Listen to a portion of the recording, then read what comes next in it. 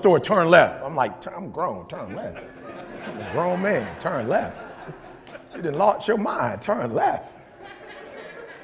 Right? And so we getting into it on that stuff. So I started taking notes and I realized we are always fighting when it comes to control.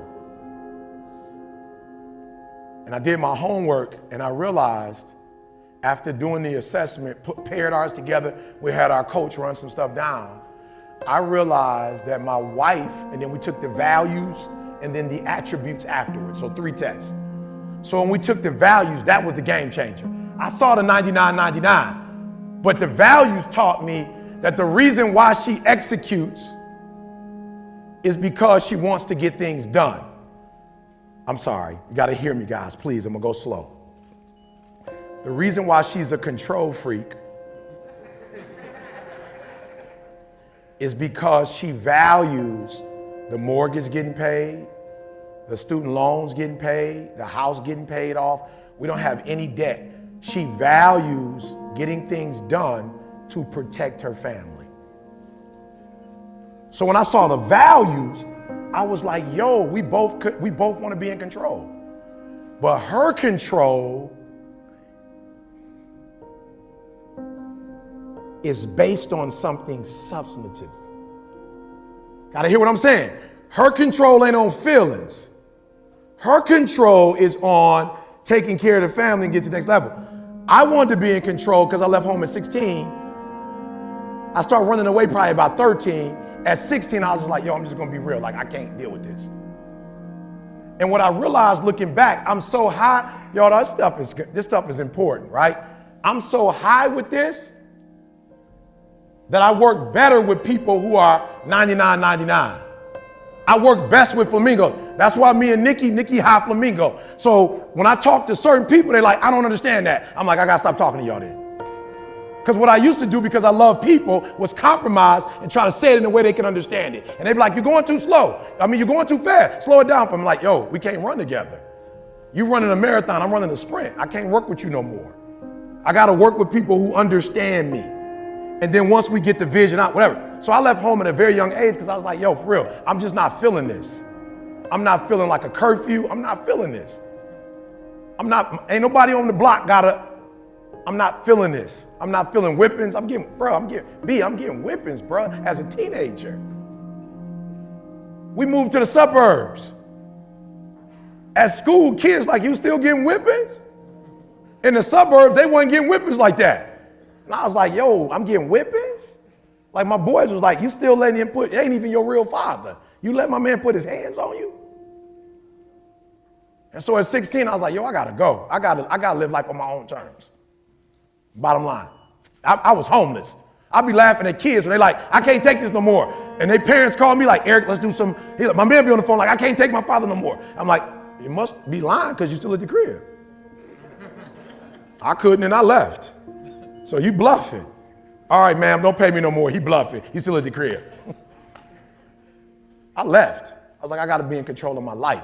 And I wasn't mad at nobody. I'm not mad at nobody now. It's just I feel like I got to be in control. If something go wrong, I want to go wrong on my dime, not yours. I don't want to play by your rules. I want to play by my rules. But when I looked at my wife's control and my control was more fear-based.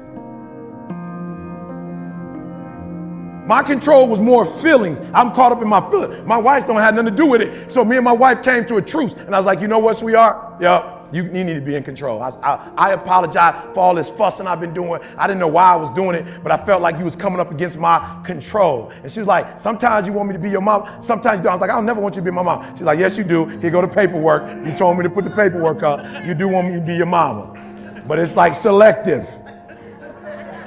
So we came to a truce. And I was like, you know what? When it comes to these matters, just take control. Just take control. Because you're the one that can really do it. You better at it than me. You 99.99. Take control. Go for it. And let me tell you something. What I love about my wife, though, my wife was like, you know what I'm going to do? I'm going to take control on the important stuff. And now I'm going to let you get lost when you're lost. And I ain't going to say nothing. I'll go past you know what you do? Turn left? I'll go past that because I'm thinking something else. And I'm like, I forgot. And she's like, well, I wasn't going to say anything. I didn't want to ruin the whole day telling you to turn left. Now you got an attitude. Right? So mad respect for her though, because she like, I'm going to control on the major stuff. I don't care how you feel about it. I'm going to take over because we got a family. I'm going to look out for my family. I'm telling y'all, I'm aware now. Awareness is 50%. I know some of y'all younger than me, but those of you my age, they say, knowing is half the battle. G.I. Joe. Knowing is half the battle. Half the battle, I saw my wife, 99, I'm getting into it with my son. I'm looking at my son high flamingo as well as high gorilla. I'm looking at my son and I'm saying to my son, oh, I get it. I'm on my man about what he shouldn't do, but as a flamingo, he need to be affirmed. And I'm from the old school. Don't nobody affirm you for doing what you're supposed to be doing. The old school, like, nobody's gonna reward you for being a fish that swims. But my son's assessment says, if you're gonna be on my butt about what I don't do, his assessment says, when I do what I'm supposed to do, I needed just as much energy as you give, and I wasn't doing that. Thus the tension. I was too in my man's business. Like, okay, you need to take this degree, you need to do this, you need to do that. I don't want you to make the mistakes that I made. And his test was like, yo, you gotta pull back off my man. My man, he's the type of child that he gotta touch the fire. Once he get burned at one time, it's a wrap. He's not gonna make the same mistake twice. But I was trying to stop him from making the first one. And God said, no, he gotta burn because all the lessons is in the burn. You can protect him for the burn, but then he ain't gonna know nothing. But once he get burned, now he got his own experiences. And he can tell his own story. So let him get burned. He ain't gonna die. He just gonna get burned. He'll still be able to use his hand. And so on some of you in your relationship, you're not aware what your spouse is. Come to find out, my daughter was a high C. And I'm very spontaneous. Hey, baby girl, we're going out of town. We're doing this, we're doing that. And my daughter, I'm like, whoa, I realize why now she would pull back from me because she like, yo, you too spontaneous for me. Like, you don't think stuff through. You just careless. You reckless. Once I found out what she was, I was like, oh, okay. You got to give her a week or two. Okay, she ain't got a whole lot of flamingo, which means the eye, it shows how much emotion or how you express your emotion. So people who have low eyes, it don't mean they don't love, but they don't express their emotions like that. And so when my daughter wasn't expressing her emotions, I'm thinking, yo, I'm a flamingo. What's going on? She ain't speaking this morning. My son to get up. What up, Dad? I'm like, what up? What's going on? My daughter, she stay in her room. People come visit. She won't even come out. I'm like, what's wrong with her? There's nothing wrong with her. She doesn't prefer to interact with people. So once I found out, I was aware that she's not comfortable. It's like, you got to give her space. It don't mean she don't love you. It don't mean my wife, like on her eye, she like 99.99. On her eye, like 17 and 10. And I remember we used to get into it, Glenn, because I would go to events and everybody want to see my wife. And they would never meet her. And it's like, are you really married? Do you really have a good relationship? And I'd be like, Dee, the people want to. But then when I saw the test, I was like, you trying to make her do something that's not her preference. She don't want to meet the people. She wants you to hurry up with the people, and then you and the family spend time together. She's not interested in meeting the people. Don't mean she don't like the people. She gonna make me do what I gotta do so I can give you what you need. But she don't like interacting with people. And when she does it, she just has to warm up. But once you get to know her, she good people once you get to know her. But before she don't know you, it's like, I'm like, meet my, she like, so now I just tell everybody like, bro, you probably ain't gonna meet my wife. I don't even make excuses no more. I used to make excuses. She sleep. You know what I'm saying, Glenn? I used to feel bad. Oh no, she got MS. No. Yeah, she's here. Yeah, but no, she's not. Now I'm like, yo, she don't like to interact with people. She's not a bad person. She just prefers to execute and get stuff done. And all that talking to her means that we're not about to get nothing done. Too much talking going on. Too much fun happening. Right? So she's not a mean person. She's a very great person once you get to know her. But she doesn't prefer. She's a 17 and a 10. But when you go to her C, very structured and organized.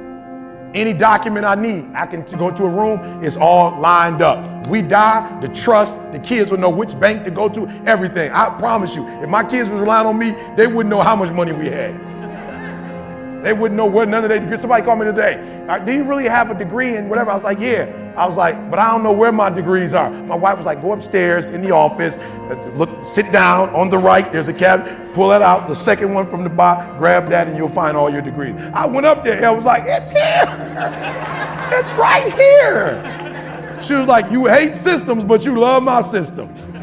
Right? So what we do wrong a lot of times is we know what our preference is and we try to put our preference on other people. And that's where everything collides.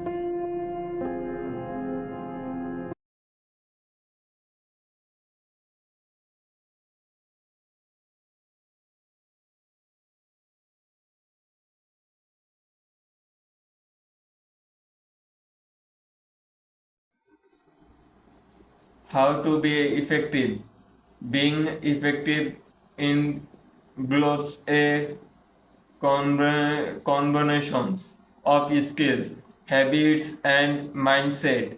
Here are some key to principles to help you be more effective. Define what you want to achieve. Sufficient, measurable goals give you discrimination and purpose.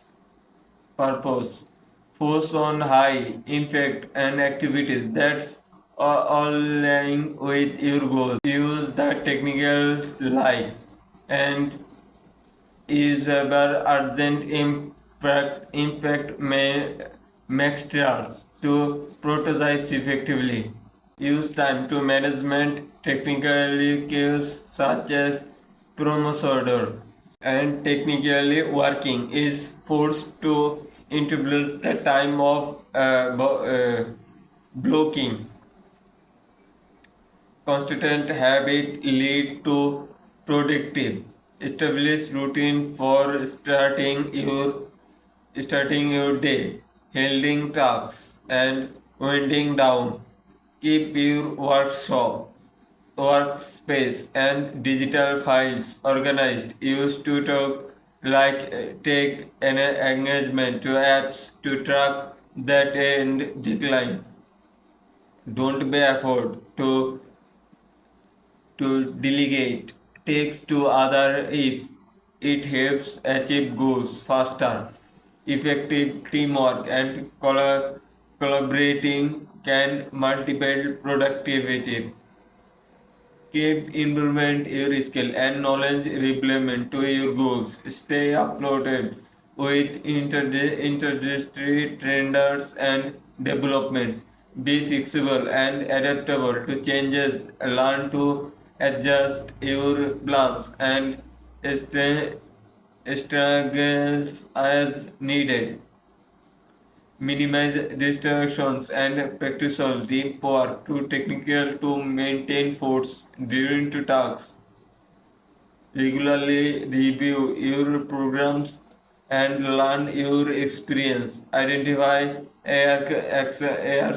areas for improvement and adjustment your strongly accordingly. Take care your physical and mental well being. A balanced life contribute to standard productivity and effectiveness.